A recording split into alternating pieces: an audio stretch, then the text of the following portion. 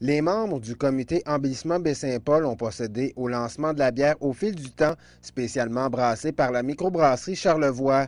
La mise en vente de cette bière permettra d'amasser des fonds pour l'enfouissement des fils de la rue Saint-Jean-Baptiste.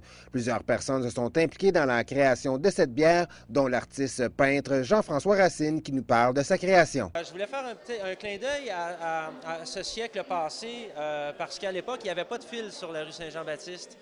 Et donc, c'est un petit peu ce que je voulais aller chercher comme clin d'œil. Et d'autre part, toutes les manifestations artistiques qu'il y avait eu sur la rue. J'ai illustré donc la rue Saint-Jean-Baptiste sans fil, avec une teinte de sépia, en tout cas, commençant par le sépia, donc par l'histoire, par tout le passé. Et au fur et à mesure où on s'en vient en avant-plan, ben là, on est dans le présent et dans la couleur. Le brasseur Nicolas Marant nous a parlé des caractéristiques de cette nouvelle bière. C'est une bière de dégustation, c'est une bière sur levure, donc on voit qu'elle est légèrement trouble.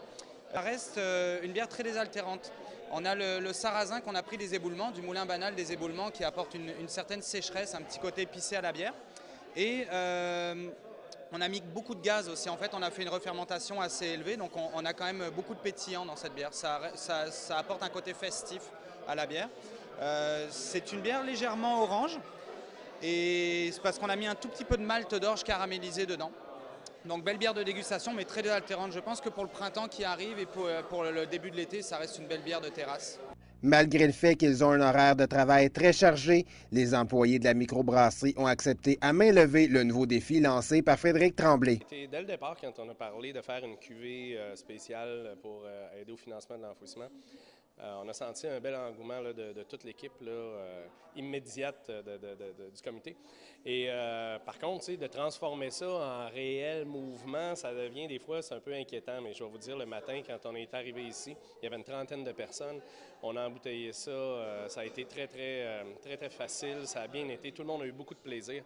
C'était vraiment merveilleux. Les avis étaient partagés dans le dossier d'enfouissement des fils à Baie-Saint-Paul. Toutefois, toute la population est invitée à goûter à cette nouvelle cuvée. Oui, l'argent va aller sur un projet collectif, qui est une belle réalisation pour tout le monde, mais ils peuvent déguster une excellente bière. Dans le fond, il y avait des personnes qui étaient prêtes à participer, mais à la hauteur de leurs moyens. C'est ce qu'on leur a offert. Il y a eu des lampadaires qui ont été vendus, il y a eu des pavés qui ont été vendus. C'était encore peut-être un peu trop cher pour certaines personnes. À 20 $ pour une bière, qui peut être une bière souvenir, vous pouvez la boire aussi. Il y a quand même une grosse partie de l'argent qui s'en va à l'enfouissement des fils. Donc, ça permet à toutes les personnes qui sont en faveur du projet de participer et d'avoir un jour ce beau centre-ville. À ce jour, le comité d'embellissement a recueilli des engagements pour 675 000 $. Ces derniers sont en voie d'accomplir leur mission selon Frédéric Tremblay. Tous les profits de cette bière iront directement à la ville de Baie-Saint-Paul pour le projet d'enfouissement des fils. Reste à savoir si les 3000 bouteilles trouveront preneur dans Charlevoix. C'est un reportage de Louis-Antoine Lemire pour TVCO.